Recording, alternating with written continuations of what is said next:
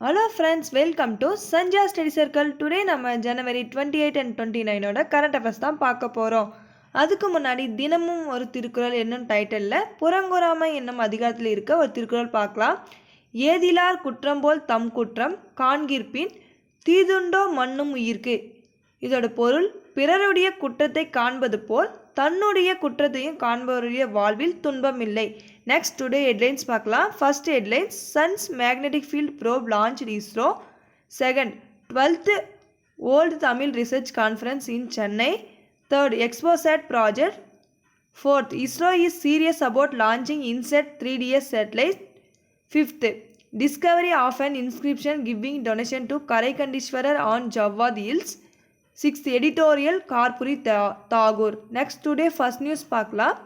சூரியனின் காந்தப்புல ஆய்வு பணிகள் தொடக்கம். இஸ்ரோ தகவல் தெரிவிச்சிருக்காங்க. சூரியனோட வெளிப்புற பகுதியை ஆராய்ச்சி செய்வதற்காக நம் இந்தியா ஆதித்யா L1 என்ற விண்கலத்தை விண்ணில் செலுத்தியிருக்காங்க. ஆதித்யா L1 பற்றி டீட்டெயில்ஸாக பார்க்கலாம். ஆதித்யா L1 September 2, 2023 லான்ச் பண்ணாங்க. இதோட திட்ட இயக்குனர் யாருன்னா நிகர் சாஜி. இந்த சேட்டலைட்டை PSLV C57 என்ற ராக்கெட் மூலமா லான்ச் பண்ணாங்க. PSLVனா போலார் சேட்டலைட் லான்ச்சிங் வெஹிக்கிள். இந்த சேட்டலைட் மினிமம் 1750 kgக்குள்ளே இருக்க சேட்டலைட்டை கொண்டு போக உதவுது. அதே மாதிரி SSLV GSLV ராக்கெட் இருக்குது. SSLVனா ஸ்மால் சேட்டலைட் லான்ச்சிங் வெஹிக்கிள். இது பிலோ 500 kgக்குள்ளே இருக்க சேட்டலைட்டை கொண்டு போக உதவுது. அதே மாதிரி GSLVனா ஜியோசின்க்ரைன் சேட்டலைட் லான்ச்சிங் வெஹிக்கிள். இது பிலோ 4000 kgக்குள்ளே இருக்க சேட்டலைட்டை கொண்டு போக உதவுது. இந்த ஆதித்யா L1 January 6, 2024 தான் லெக்ரான்ச் பாயிண்ட்டை ரீச் பண்ணியிருக்கு. இது ரீச் பண்ண 127 days எடுத்திருக்கு. இது எங்கேருந்து லான்ச் பண்ணாங்கன்னா ஆந்திர பிரதேசில் இருக்க ஸ்ரீஹரிகோட்டாவில் சதீஷ் தவான் ஸ்பேஸ் சென்டரில் லான்ச் பண்ணாங்க. இதில் டோட்டலாக 7 ஆய்வுக்கருவிகள் பொருத்தியிருக்காங்க. இதுக்கு முன்னாடி நியூஸ்லேயே நம்ம பார்த்துருப்போம். இதில் இருக்க 2 ஆய்வுக்கருவிகள் ஒர்க் பண்ண ஸ்டார்ட் பண்ணிருச்சுன்னு. இப்போ தற்போது மேக்னட்டோமீட்டர் ஒர்க் பண்ண ஸ்டார்ட் பண்ணியிருக்கு. இது எதுக்குன்னா விண்வெளியில் உள்ள காந்தப்புலத்தை அறிவதற்காக பொருத்தப்பட்டிருக்காங்க. மேக்னட்டோமீட்டரில் இருக்க 2 சென்சார்கள் நல்ல நிலையில் ஆய்வு தொடங்கியிருக்கு அப்படின்னு சொல்லியிருக்காங்க. பூமிக்கும் லெக்ரான்ச் பாயிண்ட்டுக்கும் உள்ள தூரம் 1.5 லட்சம் கிலோமீட்டர். இஸ்ரோ பற்றி டீட்டெயில்ஸ் பார்க்கலாம். இஸ்ரோ 1969 ஸ்டார்ட் பண்ணாங்க. இதோட ஹெட் குவார்ட்டர் பெங்களூரில் இருக்குது. இஸ்ரோனா இந்தியன் ஸ்பேஸ் ரிசர்ச் ஆர்கனைசேஷன். இந்த நியூஸ்க்கான கொஷின் என்னன்னா ஆதித்யா L1 எந்த ராக்கெட் மூலமா லான்ச் பண்ணாங்க? நெக்ஸ்ட் நியூஸ் பார்க்கலாம். சென்னையில் 12வது உலக தமிழ் ஆராய்ச்சி மாநாடு. தவத்திரு தனிநாயகம் அடிகளார் முயற்சியில் 1966 முதல் உலக தமிழ் ஆராய்ச்சி மாநாடு மலேசியாவோட கேபிட்டலான கோலாலம்பூரில் நடந்திருக்கு. இந்த மாநாடு உலகம் முழுவதும் உள்ள தமிழ் அறிஞர்களும் பிற மொழி அறிஞர்களும் கலந்து கொண்டு நம் மொழியின் சிறப்பை அறிந்து கொள்ளவும் பிற மொழியில் உள்ள சிறப்பை அறியவும் இந்த மாநாடு வழிவகுக்கும் அப்படின்னு சொல்லியிருக்காங்க. 2வது உலக தமிழ் ஆராய்ச்சி மாநாடு சென்னையில் 1968 நடந்திருக்கு. நெக்ஸ்ட் 5வது உலக தமிழ் மாநாடு மதுரையில் 1981 நடந்திருக்கு. அது தொடர்ந்து 8வது உலக தமிழ் மாநாடு தஞ்சையில் 1995 நடந்திருக்கு. 9வது உலக தமிழ் ஆராய்ச்சி மாநாடு கோவையில் 2010 நடந்திருக்கு. 2023 மலேசியாவில் 11வது மாநாடு நடந்திருக்கு. அதை தொடர்ந்து 12வது உலக தமிழ் ஆராய்ச்சி மாநாடு 2025 சென்னையில் நடத்தலான்னு இருக்காங்க. இந்த நியூஸ்க்கான கொஷின் பார்க்கலாம். 12வது உலக தமிழ் ஆராய்ச்சி மாநாடு எங்கே நடைபெற உள்ளது? எந்த இயர்? நெக்ஸ்ட் நியூஸ் பார்க்கலாம். எக்ஸ்போசாட் திட்டம் அனைத்து ஆய்வுக்கருவிகளின் செயல்பாடுகளும் வெற்றி இஸ்ரோ வந்து தகவல் தெரிவிச்சிருக்காங்க. எக்ஸ்போசாட்னா எக்ஸ்ரே பொலரிமீட்டர் சேட்டலைட். எக்ஸ்ரே பொலரிமீட்டர் சேட்டலைட்டை வந்து எப்போ லான்ச் பண்ணாங்கன்னா January 1, 2024 லான்ச் பண்ணாங்க.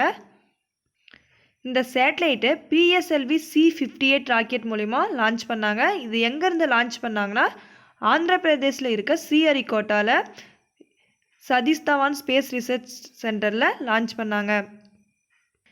இந்த சேட்டலைட் எதுக்குன்னா விண்வெளியில் இருக்க கருத்துளையை வந்து ஆய்வு செய்வதற்காக அனுப்பப்பட்ட சேட்டலைட் தான் இது. அந்த செயற்கைக்கோள் திட்டமிட்ட பாதையில் நிலைநிறுத்தப்பட்ட பிறகு ராக்கெட்டின் 4ஆம் நிலையான PS-4 பகுதி 350 கிலோமீட்டருக்கு கீழே இறக்கப்பட்டு ஆய்வு நடவடிக்கை தொடங்கப்பட்டன அப்படின்னு சொல்லியிருக்காங்க. இதில் வந்து 9 ஆய்வுக்கருவிகள் வந்து பொருத்தப்பட்டிருக்கு அப்படின்னு சொல்லியிருக்காங்க. இதில் இருக்க மின்னாற்றல் அமைப்பு கருவி வந்து கேரளா மாநிலம் திருவனந்தபுரத்தில் உள்ள விக்ரம் சாராபாய் ஸ்பேஸ் ரிசர்ச் சென்டரில் தயாரிச்சிருக்காங்க. இந்த கருவி வந்து எரிபொருள் செல் சார்ந்த மின்னாற்றல் அமைப்பு அப்படின்னு சொல்லியிருக்காங்க. எக்ஸ்போசாட் செயற்கைக்கோளை நிலைநிறுத்திய பிறகு 4ஆம் நிலையான போயம்-3 கலன் புவி தாழ்வட்ட பாதைக்கு கொண்டு வரப்பட்டது. 23 நாட்களில் 400 முறை அந்த கலன் குறிப்பிட்ட தாழ்வட்ட பாதையை சுற்றி வந்துள்ளது அப்படின்னு சொல்லியிருக்காங்க. இந்த நியூஸ்க்கான கொஷின் என்னன்னா, எக்ஸ்போசாட் சேட்டலைட்டில் எத்தனை ஆய்வுக்கருவிகள் வந்து பொருத்தப்பட்டிருக்காங்க அப்படின்னு சொல்லி கேட்டிருக்கோம். எக்ஸ்போசாட் சேட்டலைட்டில் எத்தனை ஆய்வுக்கருவிகள் பொருத்தப்பட்டிருக்கு. நெக்ஸ்ட் நியூஸ் பார்க்கலாம். இன்சாட் 3DS செயற்கைக்கோளை விண்ணில் செலுத்த இஸ்ரோ தீவிரம். இந்த சேட்டலைட் எதுக்குன்னா வானிலை மாறுபாடுகளை கண்காணித்து பேரிடர் காலங்களில் வந்து உதவுவதற்காக இந்த சேட்டலைட்டை வந்து லான்ச் பண்ணலான்னு இருக்காங்க. இந்த சேட்டலைட்டை GSLV F-14 அப்படின்ற ராக்கெட் மூலிமா அனுப்பலான்னு இஸ்ரோ வந்து திட்டமிட்டிருக்காங்க. இந்த சேட்டலைட்டை ஆந்திர பிரதேசில் இருக்க ஸ்ரீஹரிகோட்டாவில் உள்ள சதீஷ் தவான் ஸ்பேஸ் சென்டரில் வந்து சதீஷ் தவான் ஸ்பேஸ் ரிசர்ச் சென்டர்லேருந்து செலுத்தலான்னு இருக்காங்க. இதோட இறுதி கட்ட சோதனை வந்து பெங்களூரில் இருக்க இஸ்ரோ ஆய்வு மையத்தில் வந்து சனிக்கிழமை வெற்றிகரமாக நடந்து முடிஞ்சிருக்கு. இதோட வெயிட் எவ்வளோன்னா 2275 கிலோ. இதில் வந்து 6 இமேஜிங் சேனல் உட்பட 25 விதமான ஆய்வுக்கருவிகள் வந்து பொருத்தப்பட்டிருக்கு அப்படின்னு சொல்லியிருக்காங்க. இந்த நியூஸ்க்கான கொஷின் பார்க்கலாம். இன்சாட் 3DS செயற்கைக்கோள் எந்த ராக்கெட் மூலம் செலுத்தப்பட உள்ளது. நெக்ஸ்ட் நியூஸ் பார்க்கலாம். ஜவ்வாது மலையில் கரைக்கண்டீஸ்வரருக்கு தானம் விட்ட கல்வெட்டு கண்டெடுப்பு. இந்த ஜவ்வாது மலை எங்கே இருக்குன்னா திருப்பத்தூர் டிஸ்ட்ரிக்டில். இது வந்து இந்த கல்வெட்டு வந்து கிபி 13ஆம் நூற்றாண்டை சேர்ந்ததாக கண்டறியப்பட்டுள்ளது. இதில் பெரும்பள்ளியில் உள்ள ஈசனுக்கு கரைக்கண்டீஸ்வரர் என்று இந்த கல்வெட்டு வந்து கூறுது. இக்கல்வெட்டில் வந்து தூப கலசம், திரிசூலம், குத்துவிளக்கு ஆகிய மங்கள பொருட்களின் உருவத்துடன் தொடங்குது அப்படின்னு சொல்லியிருக்காங்க. நெக்ஸ்ட் நியூஸ் பார்க்கலாம். எடிட்டோரியல் கார்பூரி தாகூர். பீகார் மாநிலத்தின் முன்னாள் முதல்வரான கார்பூரி தாகூருக்கு வந்து அண்மையில் பாரத் ரத்னா அவார்டு வந்து அறிவிச்சிருக்காங்க. அவர் பட்டப்படிப்பு படித்து கொண்டிருந்த போது வெள்ளையனே வெளியேறு இயக்கத்தின் காரணமாக இடைநிறுத்தம் செய்ய வேண்டிய கட்டாயம் ஏற்படுத்தி அவங்களுடைய படிப்பை வந்து இடைநிறுத்தம் செஞ்சுருக்காங்க. விடுதலை போராட்டத்திற்காக 26 மாதங்கள் வந்து சிறை தண்டனை வந்து அனுபவிச்சிருக்காங்க. 1952 நடந்த முதலாவது பொது தேர்தலில் தனது தாஜ்பூர் சட்டப்பேரவை தொகுதியில் சோசியலிஸ்ட் கட்சி சார்பாக அவர் வந்து காங்கிரஸ் வேட்பாளராக போட்டியிட்டு வெற்றி பெறாரு. அதற்கு பின்னாடியே அவர் போட்டியிட்ட எல்லா தேர்தலிலும் தொடர்ந்து வெற்றி பெற்றிருக்காரு. மண்டல் கமிஷன் இடஒதுக்கீட்டின் முன்னோடியாகவும் இவர் திகழ்கிறாரு.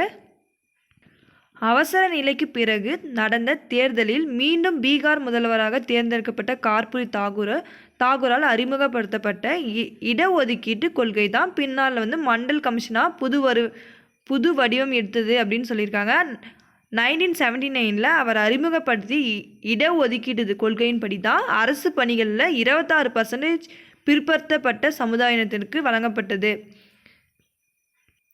பிற்படுத்தப்பட்ட பிரிவினருக்கு 12% ரிசர்வேஷனும், மிகவும் பிற்படுத்தப்பட்டவருக்கு 8% ரிசர்வேஷனும், பெண்களுக்கு 3% மட்டுமல்லாமல் பொருளாதார ரீதியாக நலிவுற்ற உயர் ஜாதி வகுப்பினருக்கு 3% ரிசர்வேஷனும் வழங்கியிருக்காங்க. அவர் இந்தி தேசிய மொழியாக வேண்டும் என்பதிலும் அந்நியர்களின் மொழியான ஆங்கிலம் முழுமையாக அகற்றப்பட வேண்டும் என்பதிலும் கர்பூரி தாகூரின் தீர்மானமாக இருந்தார். அவரது ஆட்சி காலத்தில் பள்ளி பாடத்திட்டத்தில் இருந்தே ஆங்கிலம் அகற்றப்பட்டது என்பதை குறிப்பிட வேண்டும் அப்படின்னு சொல்லியிருக்காங்க. இன்னைக்கான நியூஸ் முடிஞ்சது. எஸ்டர்டே கேட்ட நம்ம கொஷினுக்கான ஆன்சர்ஸ் பார்க்கலாம். ஃபஸ்ட்டு கொஷின் என்ன கேட்டோம்னா, மைதேகி சமூகத்தை சேர்ந்த மக்கள் எந்த ஸ்டேட்டில் வசிக்கிறாங்க? அதுக்கான ஆன்சர் மணிப்பூர். செகண்ட் கொஷின், அகில இந்திய உயர்கல்வித்துறை ஆய்வை மத்திய கல்வி அமைச்சகம் எந்த இயர்லேருந்து வழங்கி வராங்க அப்படின்னு சொல்லி கேட்டிருந்தோம். அதுக்கான ஆன்சர் 2011. தேர்ட் கொஷின், புவியின் சொர்க்கம் என அழைக்கப்படும் தீவு எங்கே அமைந்திருக்கு அப்படின்னு சொல்லி கேட்டிருந்தோம். அதுக்கான answer Australia. Fourth question, Padmashri விருது தமிழகத்தில் யாருக்கு வழங்கப்பட இருக்கு அப்படின்னு கேட்டிருந்தோம். அதுக்கான ஆன்சர் நடன கலைஞர் பத்ரப்பன். Thank you friends.